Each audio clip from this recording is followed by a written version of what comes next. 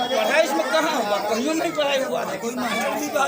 कोनो मास्टर नहीं है, मास्टर सब अगला में बैठ के ऐश कर रहा है। कोनो शिक्षा का जो बिहार में क्या है, हम उस दिन जमीन के अभाव में, जमीन यहाँ नहीं है, वहाँ नहीं है, वैसे है इसमें लटका। इसके बाद वो मास्टर को ठेकेदारी मिला। यहाँ तो बिहार का जो स्थिति है, जो मास्टर को ठेकेदारी देता है, वो पढ़ावेगा लड़का के क्यों ठेकेदारी करे, क्यों क्या करे। कि 2007 से इस विद्यालय में कोई शिक्षक नहीं है। लगभग 13-14 लाख की राशि सैंक्शन हुआ बिहार शिक्षा परियोजना से, और 13-14 के बाद आज तक आप देख रहे हैं कि भवन 4 कमरे का भवन बना हुआ है, और यहाँ के लगभग 300-400 की आबादी है।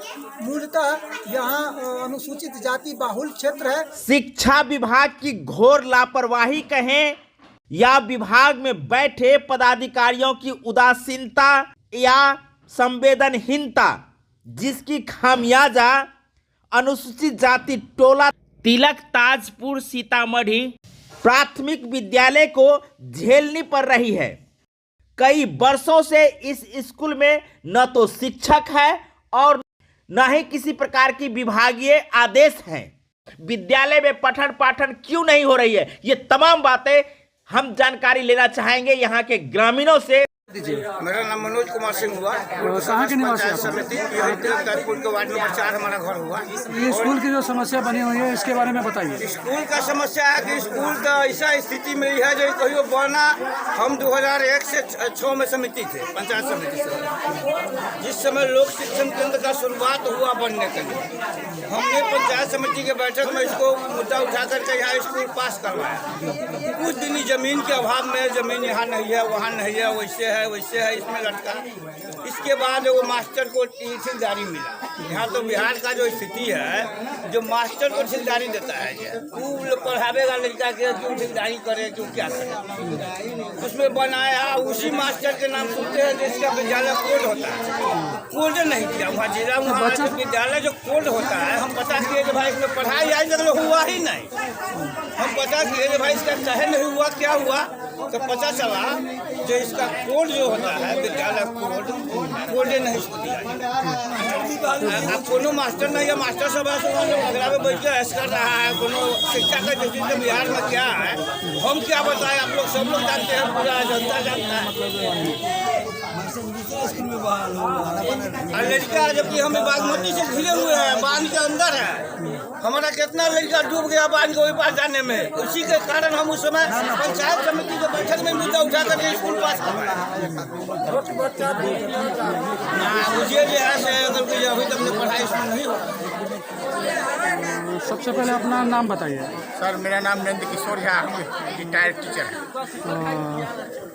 स्कूल की जो समस्या है, इसके बारे में आप बताइए। स्कूल की समस्या है तो सर, ये स्कूल किस लिए बना, ये मोहल्ला देख लीजिए। जैसे जी, एकदम काफ़ी जैसे कि यहाँ संख्या है लोगों का, जैसे कि और यहाँ का सब गरीब सब है। जैसे यहाँ का विद्यार्थी सब पानी के समय बाढ़ आती है, क्या स्थिति होती है, सो सर आप लोग समझ सकते हैं। जैसे बड़ी दिक्कत कितना। आप लोग आवेदन नहीं करते हैं, मुखिया को, मेंबर को आवेदन नहीं करते हैं? अभी हम लोग तो नहीं किए हैं, न हुआ है, यहाँ का लोग किया होगा।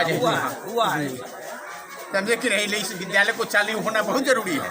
ये बहुत दिक्कत होती है लोगों को। जैसे पिछले दिनों जब मैं यहाँ भ्रमण के क्रम में आया था, तो जानकारी मिली कि यहाँ पे अनुसूचित जाति टोला तिलक ताजपुर में विद्यालय भवन तैयार है बनकर, लेकिन यहाँ कोई शिक्षक नहीं है।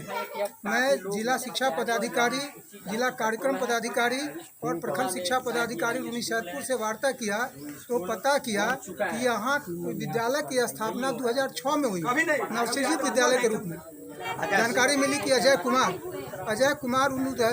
2006 में अपने पत्नी और कोई रिश्तेदार के यहाँ बहाली किए थे पंचायत शिक्षक के रूप में, और लगभग 6 महीने तक वो लोग काम किए।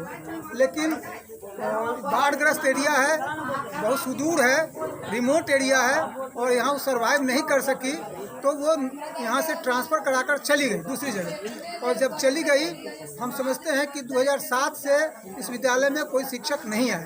और 13-14 में भवन बनने की बात हुई, उसमें पता चला कि बगल के शिक्षक श्री मंजीत ठाकुर जी को यहाँ पर डिपुटेशन में लाया गया 13-14 में, और उनके द्वारा 13-14 में जैसा देखा जा रहा है कि सरकार से आपको लगभग 13-14 लाख की राशि सैंक्शन हुआ बिहार शिक्षा परियोजना से। श्री मंजीत ठाकुर प्रतिनियोजित शिक्षक के द्वारा यह भवन का निर्माण कराया गया और जब भवन निर्माण हो गया उस क्रम में शिक्षण का पठन पाठन कार्यक्रम भी शुरू हुआ, लेकिन जैसे ही भवन निर्माण हो गया उसके बाद उनका डिप्यूटेशन तोड़ दिया गया। वो अपने मूल विद्यालय मध्य विद्यालय रामनगरा में चले गए और 13-14 के बाद आज तक आप देख रहे हैं कि भवन 4 कमरे का भवन बना हुआ है। आगे आपका ग्राउंड भी है और यहाँ के लगभग 300-400 की आबादी है। मूलतः यहाँ अनुसूचित जाति बाहुल क्षेत्र है। 3-4 वार्ड का ये क्षेत्र है। कुछ क्षेत्र है जिसमें और लोग भी हैं। नाम बताइएगा, नाम पूछेंगे। 2006 में जब विद्यालय अनुसूचित जाति के बच्चों के लिए अनुसूचित जाति टोला में प्राथमिक विद्यालय स्थापित की गई, 4 कमरे का रूम भी तैयार किया गया। कुछ दिनों तक शिक्षक पढ़ाए भी और 2015 से अब तक पठन पाठन का कार्य नहीं हो रहा है। तो ऐसे में शिक्षा विभाग की लापरवाही ना कहे तो क्या कहे, विभाग में बैठे लोगों की उदासीनता या संवेदनहीनता न कहे तो क्या कहे।